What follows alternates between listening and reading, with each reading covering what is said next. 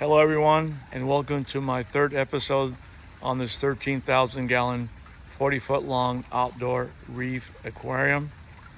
Today I want to talk about a lot of the questions and comments that I've received. I think the number one question by far is, how do you deal with rain? How do you deal with multiple days of rain? Does the salinity change much? How does the tank not overflow? So if it rains like a normal rain, it doesn't really change the salinity much, as the tank receives 200 to 300 gallons of evaporation a week.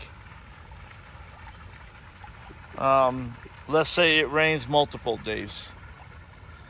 Well, in that situation, it may change the salinity a little bit, which I monitor daily, especially in a situation like that. And in that case, I have salt on hand. I usually keep a pallet of salt on hand, and I actually mix right into the surge tank. Let me show you.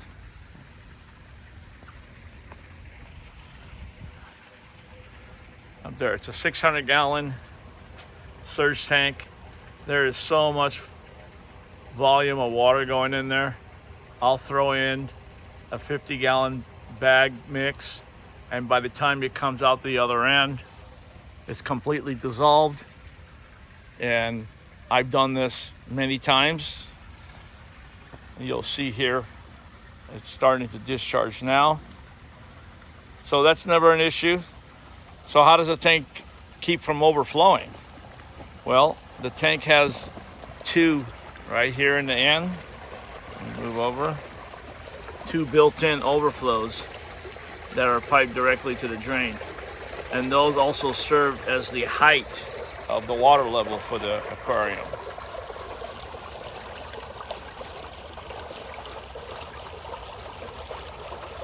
So next question was, how do you deal with predator birds, whether it be herons, egrets, or what have you?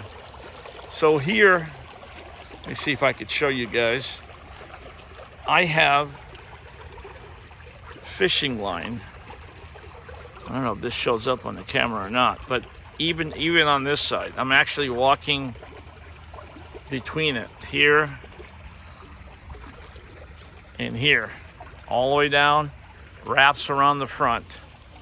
So these birds are very smart.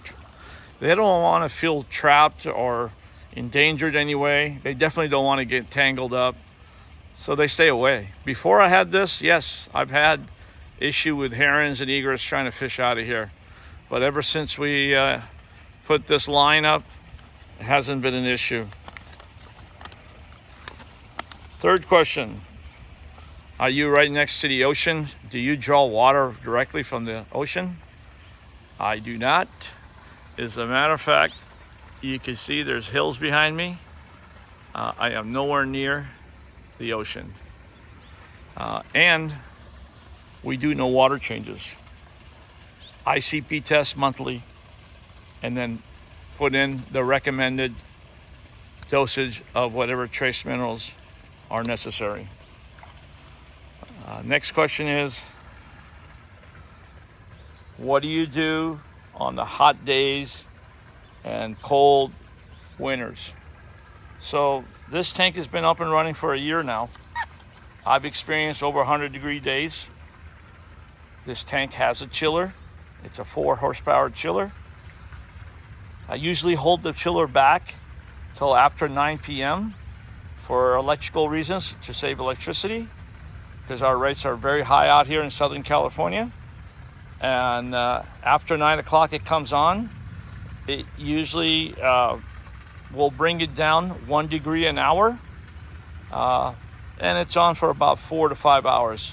I do have a little temperature swing. I do that on purpose to save electricity.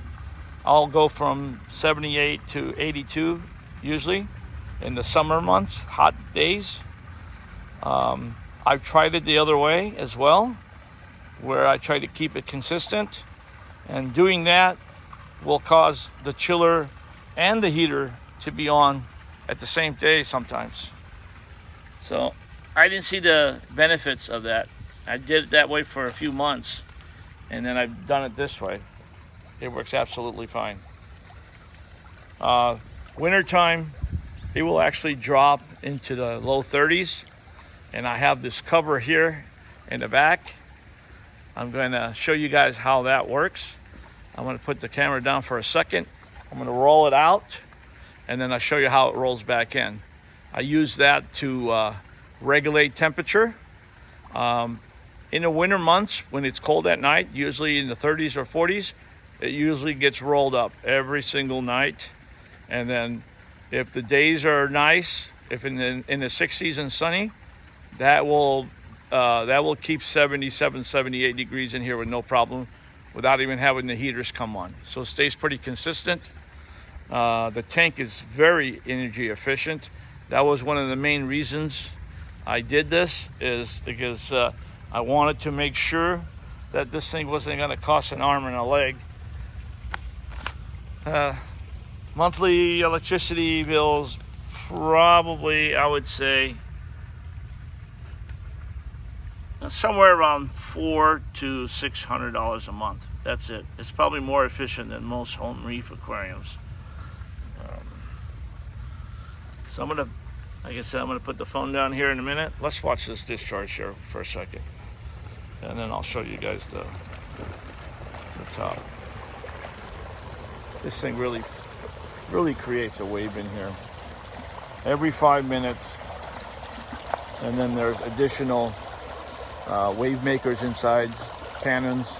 There's 3 of them, 2 on this side, 1 on the opposite end. Each one of those pulls 1.1 amps, so total 3. And then the main pump, there's a backup as well, but only 1 runs, and at 70%, it uses roughly around 6 something amps. So it's very energy efficient. Okay, we're gonna put the cover on. I'll be right back. Okay, so I got the cover rolled out, as you guys can see here.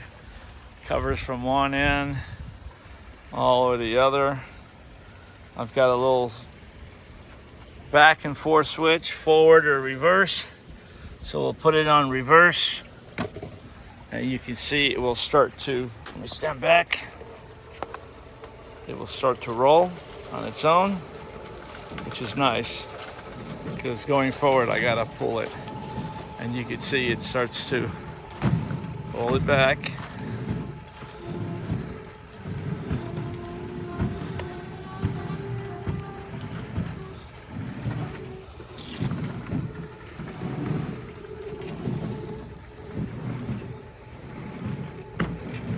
Usually takes a couple of minutes.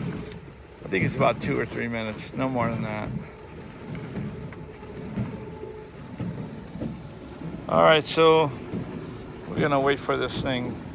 We'll talk about something else in the meantime, why this is rolling back. How do you deal with algae?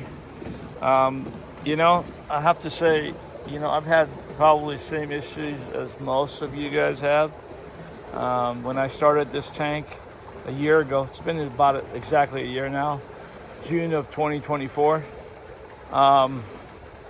The tank experienced probably 7 months of cyanobacteria. All these rocks here were just completely covered with cyanobacteria. Just all the walls, all the rock.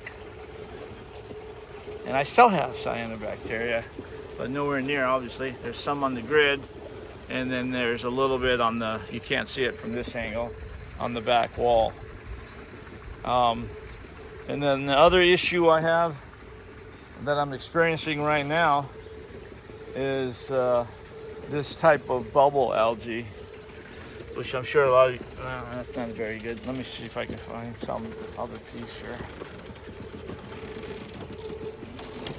So we're almost back here, and I gotta make sure I hurry up and stop it.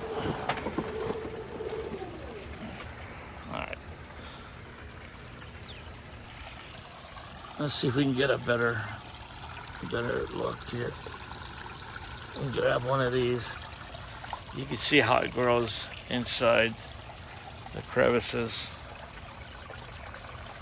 So I've added a couple months ago like 12 emerald crabs to the system, but honestly I don't think they're doing much. I just ordered 20 of the, I think they call them pit hog crabs. They're a lot bigger, and they supposedly do a much better job at eating this bubble algae. We'll do an update and keep you guys posted on that. There's a rock here. Not sure how well on the phone this shows up. But there's bubble algae everywhere on this rock. I get a lot of it up here, and I think that's primarily due because there isn't a whole lot of fish up here. Down below, it's not an issue. It's there, but it only grows in like little crevices and you know, places where the fish can't get to. And even on the fish side, they keep it down. So yeah. And I'm still working on this tank. I still have to finish the top. I want to do, my goal is to finish the top here where I have this little holding thing for the fish. I want to be able to finish it like that here. I got plenty of rock. I just haven't got around to it. So yeah. All right, let me know what you guys think.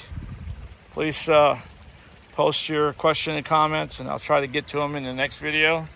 And again, thanks everyone for your likes and your comments, and a special thanks for the ones who subscribe. We'll see you guys on the next one.